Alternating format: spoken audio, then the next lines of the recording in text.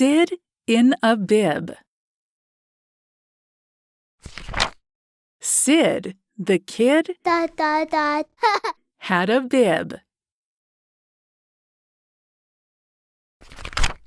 The bib had a fish and a fin. Sid got a big fig and did a mix with a yam. The fig and yam mix was too big for him.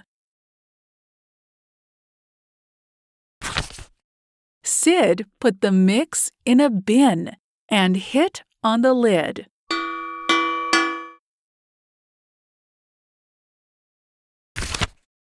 Sid said to Tim the pig, "Nib and nip at the yam and fig mix." Tim the pig had the mix, and his ribs got big. Tim did a jig and rap.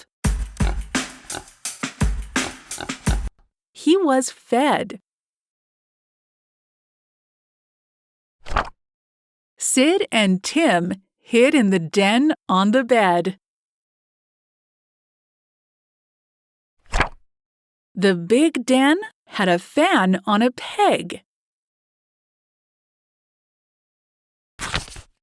"Are you well fed?"